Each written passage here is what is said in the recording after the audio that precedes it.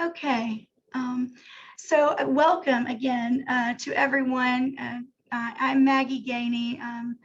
I'm the Executive Director of Mental Health America of Spartanburg County, and we're so glad to have you with us today as part of our Lunch and Learn series. Dr. James Rentz will be providing that for us today, and I'll be introducing him in just a minute. If you are interested in getting continuing education credit for today's presentation, you will receive instructions in an email tomorrow. A follow-up email will be going out to everyone who is participating. And in that, there are some detailed instructions, which include the first step is that you'll be contacting Spartanburg Regional's Corporate Education Department. And they are co-sponsoring this Lunch and Learn series with us as they do our mental health symposium, which will be in October. So just look for that email tomorrow. Second thing I want to make you aware of, if you're not already, is that next week on May 19th, we will be sponsoring a panel discussion on successfully overcoming the effects of combat trauma, and our very own Dr. Rentz will be on that panel along with Peter Moore, Claude Schmidt, who is a retired colonel in the Army, and Dr. David Heatherly. And then we also have a female who will be on that panel with us as well, who was just recently added. So we're real excited about that. In order to register for that, we just are trying to get a head count for food, because there will be heavy hors d'oeuvres served at 5:30. If you could just register for that, it would really help us out. I'm going to put the link in the chat so that you'll be able to go straight to that. Hey, Maggie. Hey. Lost you there for a minute. Yeah, okay. You're back. So are we ready for me to begin? Or not quite. I haven't introduced you yet. Almost. So I've just got one more announcement to make. So I'm putting in the chat right now this Eventbrite link is for the registration for the May 19th event, which is next Thursday evening. Our next Lunch and Learn series will be July 14th, and I will also put the registration link for that in the chat as well.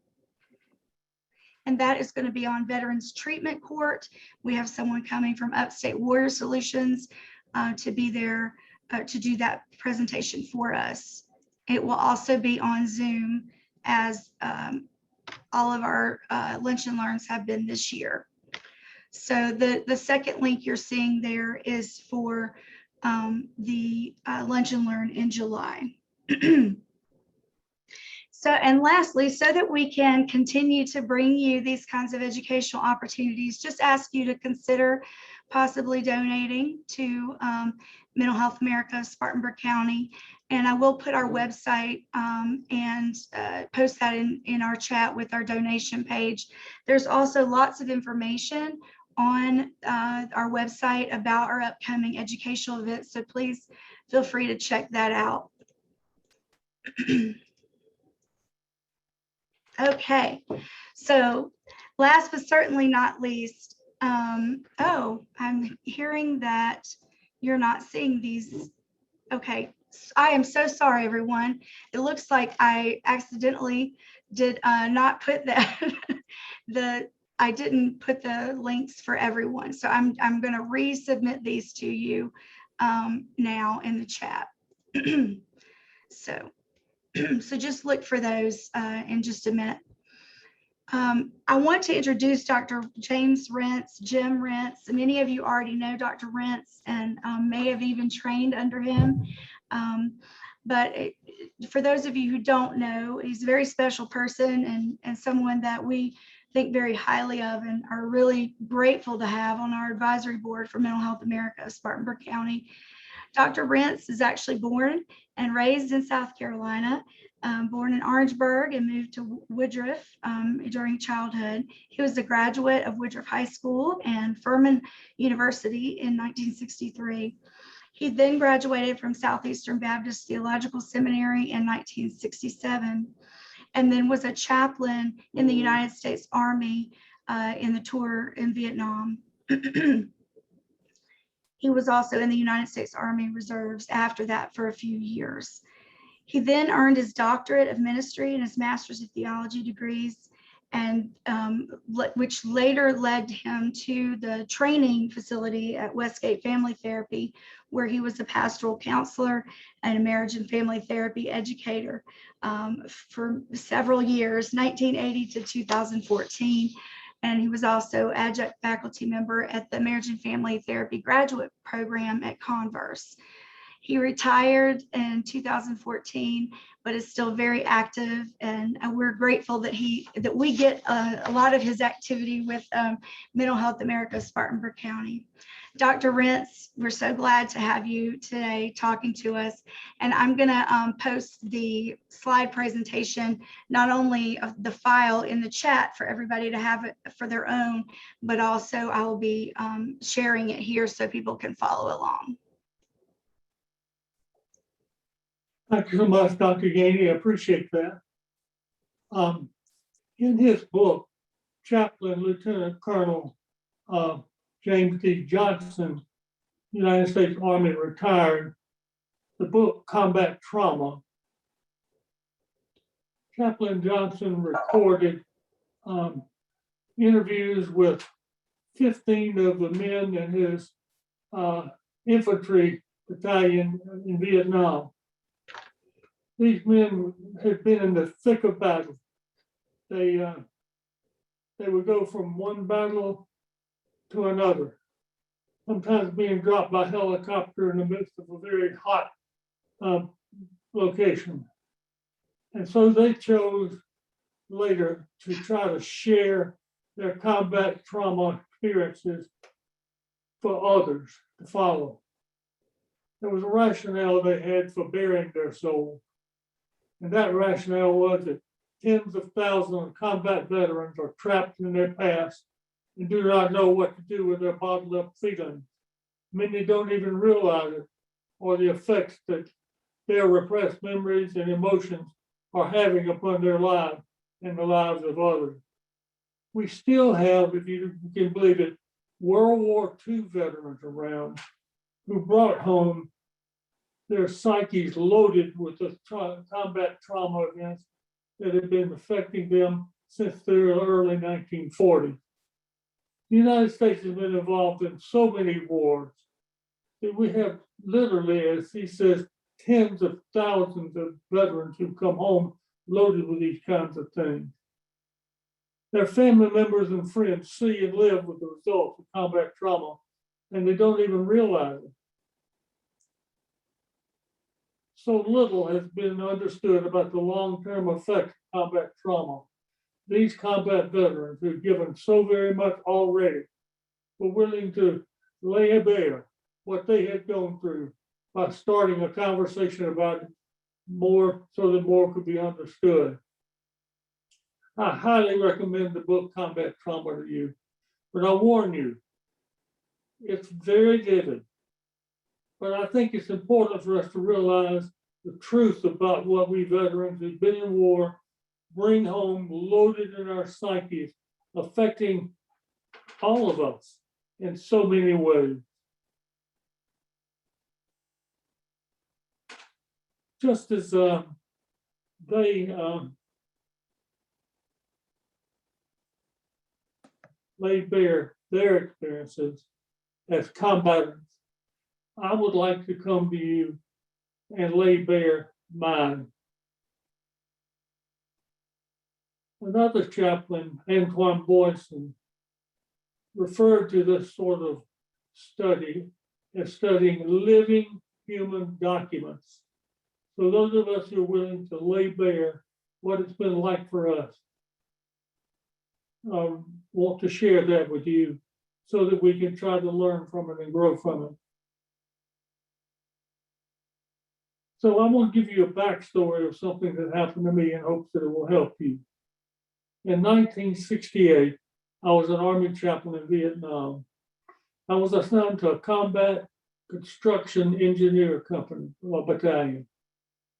They could build most anything, from bridges and highways, ports, fuel pipelines that would go miles to Phuket Air Force Base for the jets that flew, all the way to in the carpenter shop building wooden cribs for the deluge of new orphans in some of the orphanages our unit sponsored. We largely worked along the highway along the South China Sea coast. But on this particular day, part of the battalion had moved to the Central Highlands to outside of the town of An Khie. This was a place where montagnards or mountain people, very primitive people, lived. One day, a young man named Phung, spelled Phoung, approached me, telling me that he was the son of the pastor of a local World Vision church. Phung told me that the Viet Cong had moved to the village of some montagnards and literally slaughtered all of the adults in retribution for their having become a little bit too chummy with the American and South Vietnamese forces. These Viet Cong had left the poor little children as orphans. It's a stark reminder of what would happen to anyone who was too friendly to the American military and South Vietnam military. Phung told me that the church wanted to build a new orphanage for these children located on the grounds of his father's church. He was going to be the director of the orphanage. He said that they had plenty of skilled labor in the church to build the orphanage, but they just didn't have enough building materials. So he asked if I would be able to try to get the building materials for them. So I went to my battalion commander and asked him if we could use that as a civic action project. He readily agreed. Before long, building materials were delivered to the construction site. In due time, Phung approached me again, telling me that the orphanage had been completed. He would like for me to join him in going out to the village that had been temporarily keeping the orphans and bring them into the orphanage and have a dedication service, or for me to offer a prayer. So on the appointed day, my chaplain's assistant, Sergeant Larry Sharpnack, and I, as we approached the turnoff to go into the village, Phung jumped out frantically, waving his arm, telling us to stop. But the Viet Cong were in the village, infuriated that I going to, for I having helped these orphans. And they're going to kill Sharpnack and me if we went into the village. He said, come back in 2 weeks. We'll have the children in the orphanage and we'll have the dedication service. So we turned around and left. And a couple of weeks later, we came back and had the service. Now, let's fast forward 46 years later. At the end of my retirement from practicing as a pastoral counselor and educated for over 40 years, on my retirement vacation celebration trip, I suffered a major hemorrhagic stroke.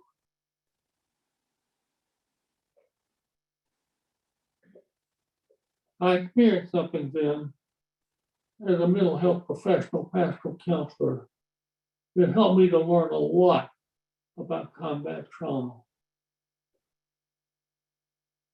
Almost immediately, my mind became flooded with all of the horror of Vietnam.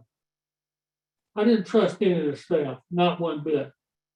And so I was on high alert.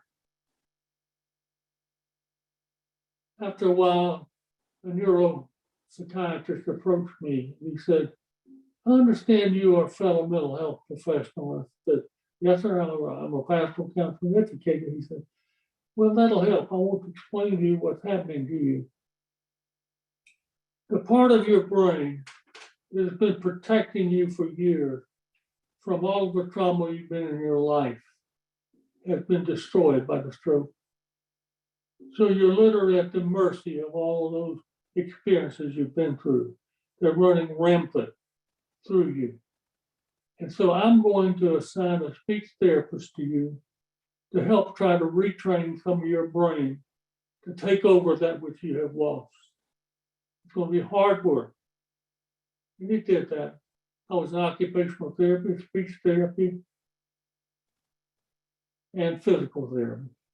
All of them are hard, but the speech therapy was by far the hardest. At the end of each session, my brain would really be just worn out from having worked. Not long after I was there, I had an experience I think is important for you and me to learn from. I was standing at the edge of a pit. My left arm and shoulder were killing me. The nerves were just burning so much that it killed me. It hurt so bad. My left leg was so weak, I was afraid I was going to fall in the pit.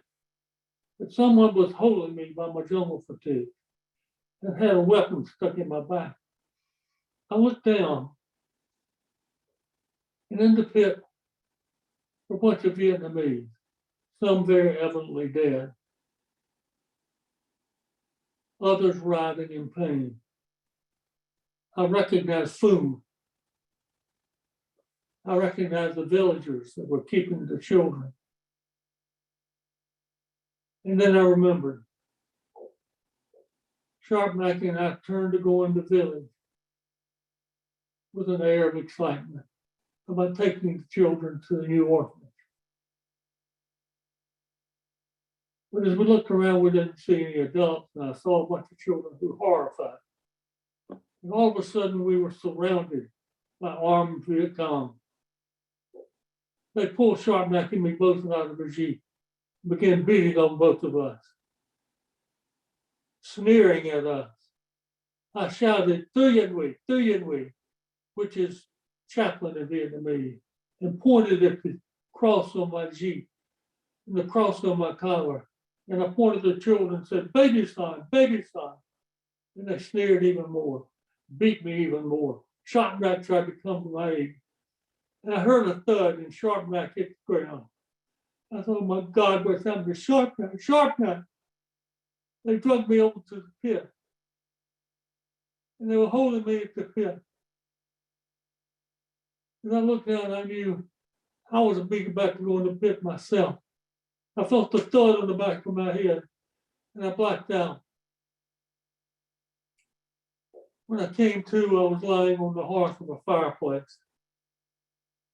I couldn't use my leg, couldn't use my left arm.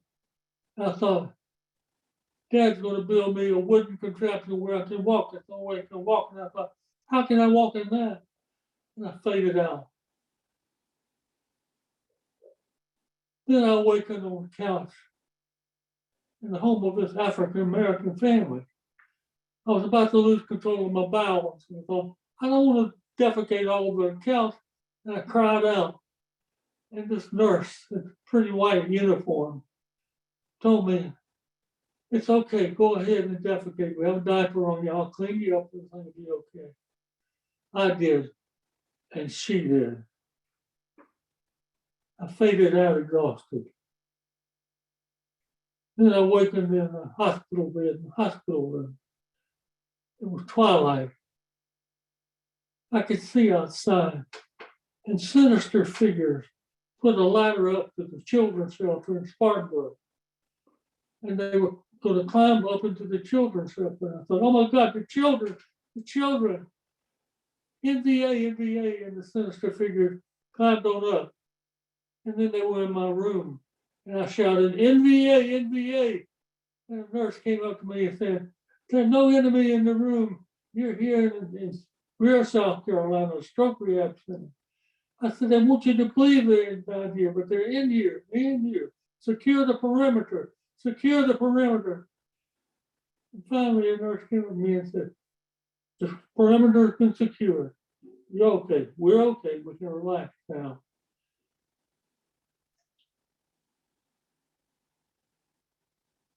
I stayed there for 100 days, never trusting anybody, not even my precious wife. I constantly felt like I'd been captured, which was my greatest fear in Vietnam. As my chaplain's sister and I moved from unit to unit in enemy-infested territory. At the end of 100 days, the staff came to me and said, we're going to discharge you. You can go home. I couldn't believe it. I thought I was going to spend the rest of my life there. This felt so strange. And then Martha and I went home. And for a long time, I kept feeling like I'd been captured. The enemy was all around our house, sometimes coming into our bedroom window. Stayed there for the longest time. Now, in retrospect, I want you to know that there's a lot to be learned from this. All of these 46 years, I had thought about what happened that day, that fateful day, and how close Sharp Neck and I came to the very thing that had been trapped in my brain. But I had not been aware of all the nuances of what I shared with you. Those things just came pouring out of me. I think there's a lot for us professionals to learn from that. Because looking back on it, I can see that for years, those things had been loaded in me, affecting my marriage, affecting my family life, my job, my physical health, my mental health, for so very long. And so, as you and I think about this, I want you to notice the theme. I have been concerned all along in Vietnam, the fear of being captured and tortured. That literally happened in this reliving. Now, notice how in slide 8, themes from previous traumas from childhood forward were entwined. I'd gone through some pretty bad abuse as a child. I think the concept of the children's advocates in Spartanburg may have symbolized that. It may have affected my passion about helping abused children in Vietnam and afterwards. And then that's important for us to realize, like in slide 11, for people to listen, to really care sensitively.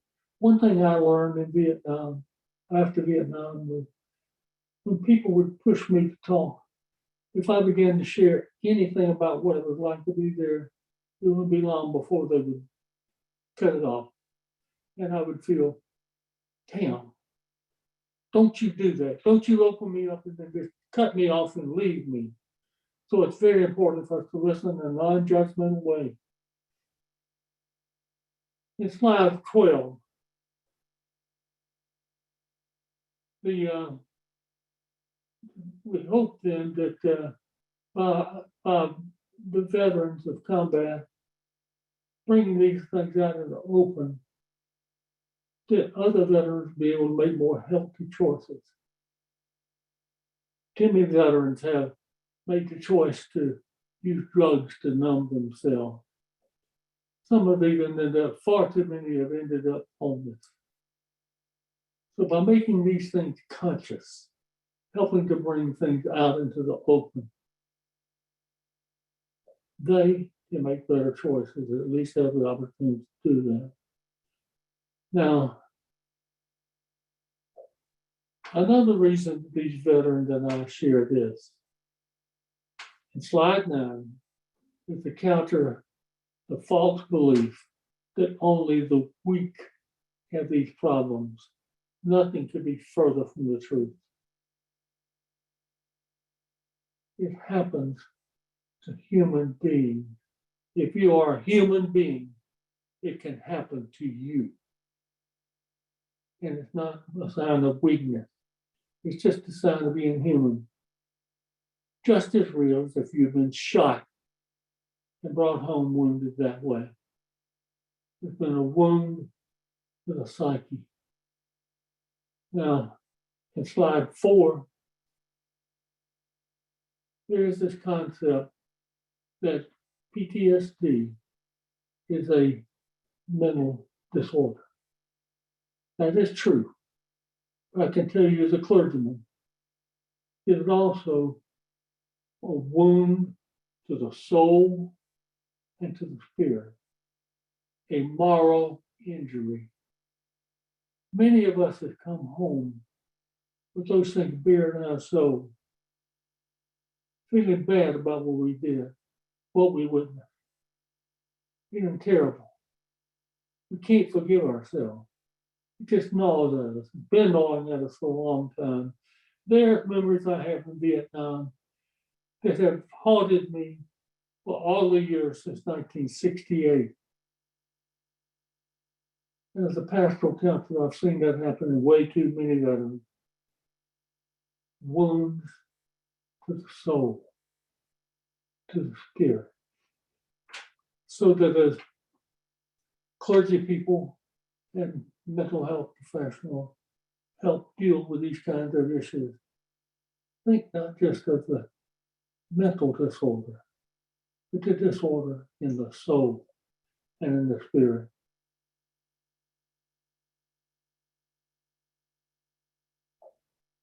I hope that health providers and others will have a new awareness now of the need to be on alert for the long-term effects of combat trauma as they assess and evaluate the various maladies that we veterans have. I hope that veterans will ask themselves, how is what's locked in my brain affecting me in my marriage, my daily life, my employment, my work with my children and others? How's that affecting me as I'm tempted to drink too much, to use drugs to numb myself? How's it affecting me in my relationship with God, with the church, my spiritual life? For me, I was so angry with the church when I came home because we were just focusing on things that didn't amount to a hill of beans. When there are people overseas killing each other and being killed, we need to get serious about what we were dealing with spiritually. Now, I would like to open this up for any comments or questions that anybody might have.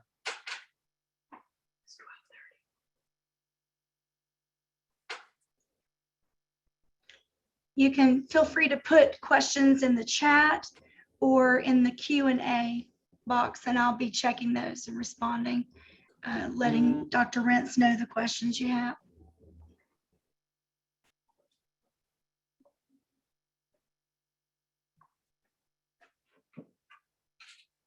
It's 12:30.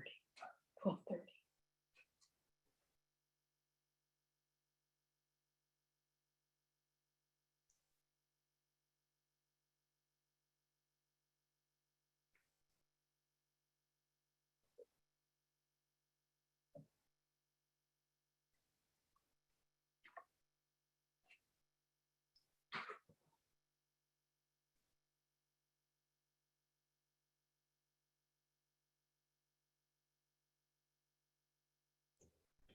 Okay, Dr. Rentz, I've got one question and one comment, or sorry, two. Thank you for sharing your story. I'm curious about somatic approaches for PTSD. Do you have any recommendations or reflections to share? She wanted to know, do you have any recommendations? She's curious about somatic approaches to PTSD. Do you have any recommendations or things you want to share? But approaches, female. No, somatic approaches. She was curious about somatic approaches. Oh, somatic, okay. Well, first of all, in assessing what's happening with people physically, I'll give you an example. I was exposed to PTSD. Excuse me, I was exposed to Agent Orange as I traveled around on a dirt road, getting dust all over me. I didn't know I was being exposed to Agent Orange. And so it's been shown that Agent Orange has contributed to diabetes. And so I developed diabetes. As a result of that, I had a bad stroke. I don't think the civilian physicians understood how the lingering effects of Agent Orange could affect me those ways. And so that could be a metaphor for how trauma also can become interwoven with all of that and exacerbate a psycho-physiological manifestation of what's going on. So it's important for both mental health providers and somatic providers to always think about that metaphor and the intertwining of those two, keeping that in mind. I think it may be new to many healthcare providers and how since World War II on forward to now, so many of us coming home loaded with these kinds of things are affected by them in a psychosomatic way, in a spiritual or soul way. So in answer to your question, I think we need to broaden our concept of how to evaluate and to come up with a treatment plan that's inclusive and not just narrow down to a single point like a stroke or diabetes. Well, for me at first, it was just PTSD. I hope I've answered in a way that's helpful. Yeah, in the chat that people are saying, excellent metaphor. That I think that was very helpful explanation for folks. That was very helpful. Excellent metaphor. We have a few more questions here. What is the best way to respond to a veteran with PTSD having an episode, quote unquote? What's the best way to respond to a veteran who's having PTSD, having a PTSD episode? What's the best way to respond? Well, first of all, that's sort of a multifaceted thing based on the individual situation. But I think it's important to take them very seriously. And just like that nurse did to me, remind me that I was not in Vietnam, but that they had secured the perimeter. That helped me to realize that professional was with me in my reliving experience, not necessarily feeding it, but at the same time as reassuring me of what would have happened in Vietnam. The need to know that they are aware that the enemy had breached the perimeter, that the perimeter had been secured, and everything was now safe. That really helped me. So for a mental health professional or clergyman, anybody else, approaching the veteran in the midst of an episode like that, it's got to be a balance of empathy or just really listening to where they are at the moment. At the same time, helping guide them into the present and to feel safe as possible. Safety is so important because the person is not feeling safe. Okay, very good. Let's see, we've got Thank you for your time. Do you feel as if the counselors were trained to assist you with your experience? Do you feel as if the counselors were trained to assist you in your experience? No. The counselors that were trained were the counselors that I had over at the Spartanburg out clinic who helped me with my PTSD. But up until then, no. I don't think they knew what they were dealing with. It was like they were almost having trouble believing what was really happening to me. I remember early when I started having these symptoms, I was seeing a psychiatrist and they didn't have a clue, not one clue. And neither did I. I didn't know what was happening to me. That was before they came up with the diagnosis of PTSD. You know, see, we Vietnam veterans were the first ones that mental health professionals began to realize something was going on. And it came up in the DSM with PTSD.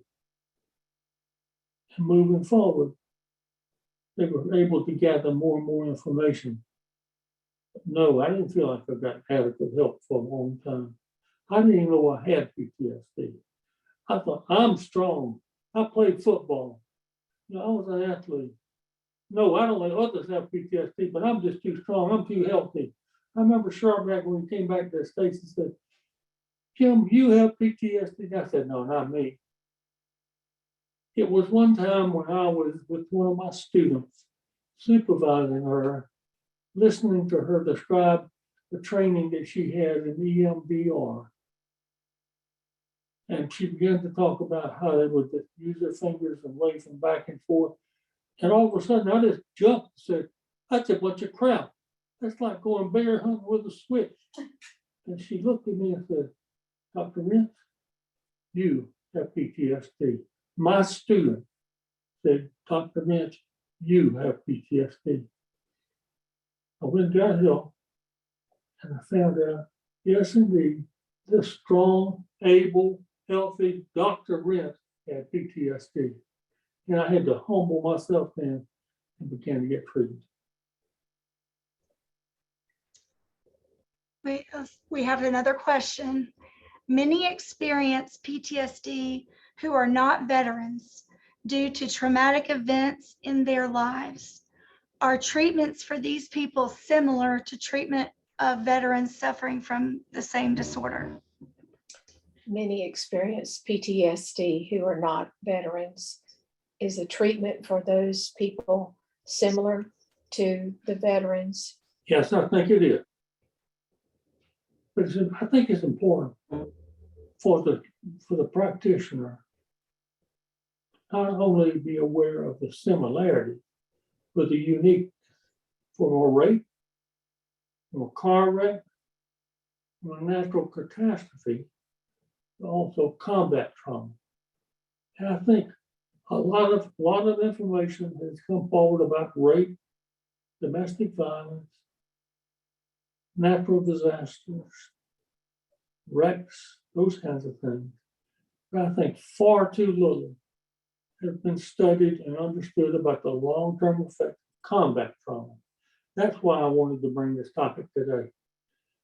So, to me, the practitioner who's assessing and coming up with a treatment plan needs to factor in the uniqueness of the situation and realize that there are differences as well as similarity, but also that each unique individual experiences his or her trauma in that unique way.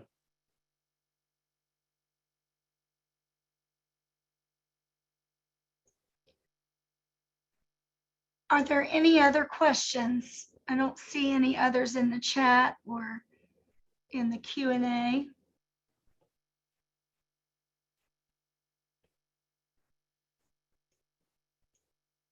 Questions or comments for Dr. Rentz?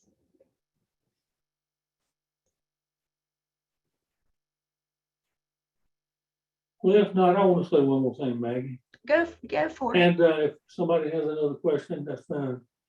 I hope you keep in mind these dynamics came boiling out of me when my brain, the part of my brain had been destroyed, gives us a unique opportunity, a rare opportunity to see and hear what was there. It's like a microscopic experience. So in a way, my stroke was a blessing in that it gave others and me an opportunity to get a firsthand look at what was there. Please keep that in mind. It's real, it's there. This is not just something abstract. It may have been abstract before, but after my experience, it was visceral.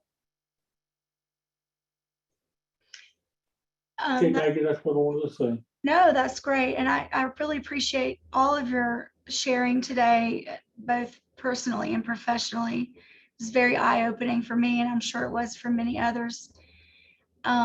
I do have one other question in the chat. Mary Miles says, can you say a little bit about the May 19th program and what you and the panel are hoping to convey?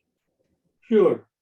On May the 19th, we put together a program where we have a panel of combat veterans, of 5 combat veterans.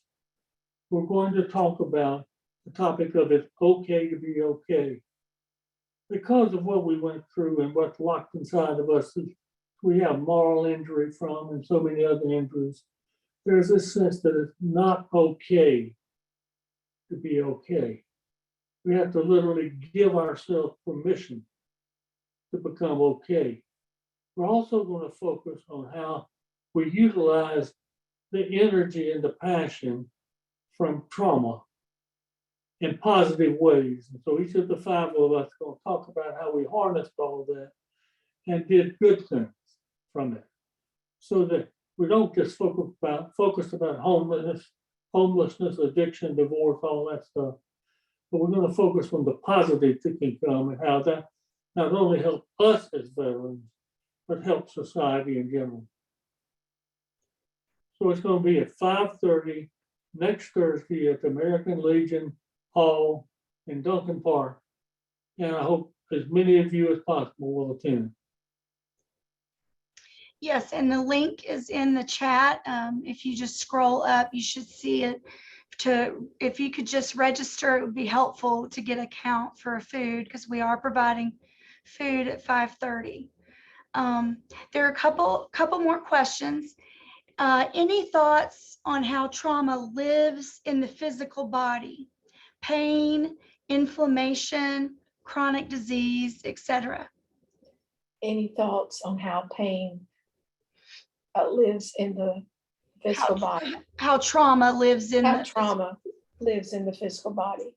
Yeah. The soma and the psyche are very intertwined. They're not 2 separate things. And so it becomes problematic, for instance, for ulcers, for how one's stomach isn't a knot. It's also the pain becomes so great that one begins to just beg for some kind of relief from it, but doesn't feel safe in talking about it. So it's important to find constructive, safe ways to relieve one's pain and anguish. Not drugs, not street drugs, but they go to a professional or self-help group to be able to get help for that. Because it's just well known now, documented, that which goes on in the psyche affects the soma, and that which goes on in the soma affects the psyche. Okay, it looks like one more question. Thank you, Dr. Rentz, for this wonderful information. This is from Beverly Wade. What are some ways to help veterans understand the importance of receiving treatment for PTSD while reinforcing the strength it takes to ask for help? Well, that's a tricky one because so many veterans don't want to talk about what's there. They will understand that by bringing it out into the psychological sunlight, it can be aired out into the open. So I think it's important to be able to gently say to veterans, like my students said to me, you know, you have some things going on, I can tell it. I care about you. There are people here, resources available for help. They're not weak or bad because these things are bothering you. To be strong for you to get the help you need. And so, are you willing to let me help you to find those places? It takes a kind of gentleness, a kind of informational approach, but also a risk to say to your friend, listen, I love you, I care about you, we're close, but I can tell there's something real deep eating at you, and you need some help. Get mad with me and disagree with me, but I firmly believe that. Please let me help you. And the final analysis is up to them. Okay, let's see, one more question it looks like. Can someone not meet the diagnostic criteria for PTSD, but there is indication of moral injury? Can someone not meet the criteria for PTSD, but there's indication that there's some Moral injury. moral injury? I think that's possible because, you know, as you look at the DSM-5, they've really improved it as a broader construct for qualifying for PTSD.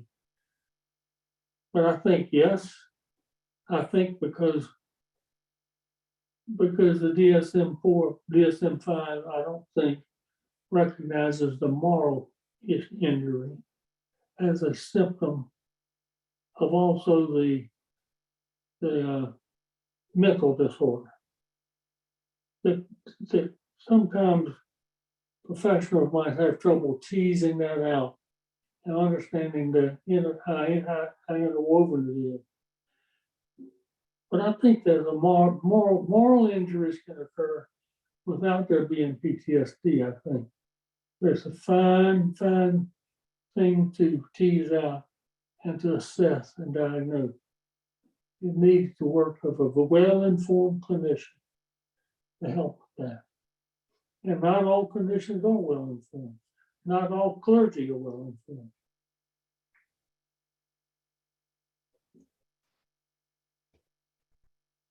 Okay, we've gotten lots of thank yous in the chat. Are there any more questions? We have a few more minutes if there are any more questions.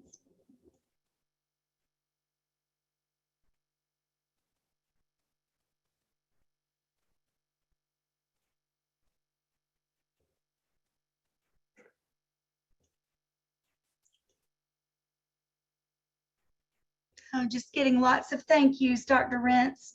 This has been very, very helpful information, really eye-opening, and really appreciate your vulnerability to bring this to our attention.